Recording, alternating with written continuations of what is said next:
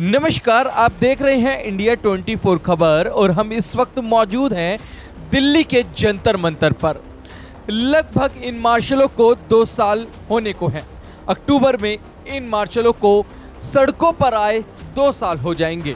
बिहार के चुनाव बहुत नजदीक हैं।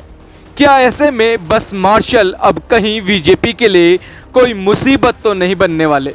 क्योंकि लगभग 2 साल से ये लोग सड़कों पर हैं और तमाम जो नेता हैं उन्होंने दिल्ली में भी वादे किए थे और अब वही नेता जाकर के बिहार में उन युवाओं से भी वादे करेंगे। क्या इन बस मार्शल की आवाज अब बिहार के युवाओं तक पहुंच पाएगी? अब देखना ये होगा कि क्या जो इन युवाओं से वादे हुए हैं, जो आपको सड़कों पर बैठे हुए नजर आ रहे हैं, क्या ऐसे ही बिहार के युवाओं से वादे किए जाएंगे? क्या वो भी इसी तरीके से सड़कों पर आएंगे?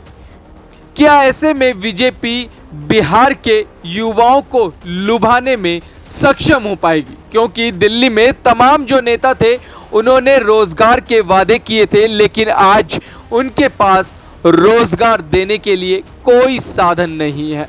सिर्फ ये लोग धरने पर बैठे हुए हैं और लगभग 2 साल होने को हैं।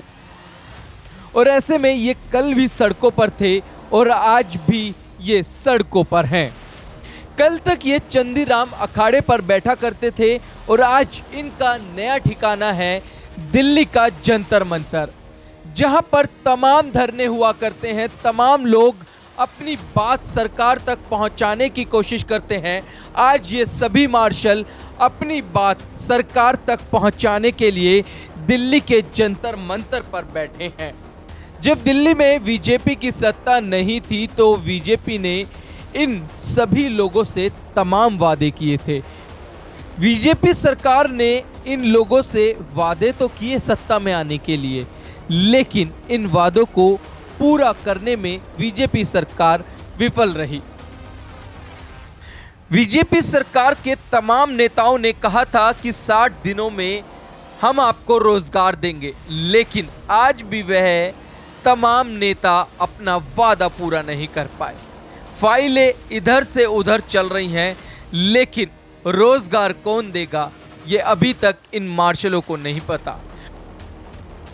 इससे पहले जब आम आदमी पार्टी और बीजेपी की सरकार दोनों एक दूसरे को कोसा करती थी और कहा करती थी कि दिल्ली में एलजी जॉब नहीं दे रहे हैं, और बीजेपी सरकार कहती थी कि केजरीवाल आप लोगों को जॉब नहीं देना चाहते। अब ऐसे में तमाम सवाल यही हैं इन मार्शलों के कि क्या ये सड़कों पर ऐसे ही बैठे रहेंगे या फिर जिन नेताओं ने वादे किए थे वो आगे बढ़कर इनका साथ देंगे और इनको रोजगार देंगे। क्योंकि वो तमाम बड़े नेता जिन लोगों ने इनसे रोजगार देने का वादा किया था, आज वो खुद बड़ी बड़ी गाड़ियों में घूमते हैं, बड़े बड़े एसी कमरों में बैठते हैं, लेकिन आज ये यहाँ पर सड़कों पर बैठे हुए हैं। आज इनके बच्चों की फीस नहीं भरी जा रही। किसी के माँ बाप बीमार हैं तो किसी के घर में चलाने वाला इकलौता वही मेंबर है, लेकिन ऐसे में आज भी ये लोग रोजगार के लिए भाजपा की तरफ नजरें गड़ाए बैठे हैं कि आखिरकार कभी तो भाजपा इन लोगों को रोजगार देगी।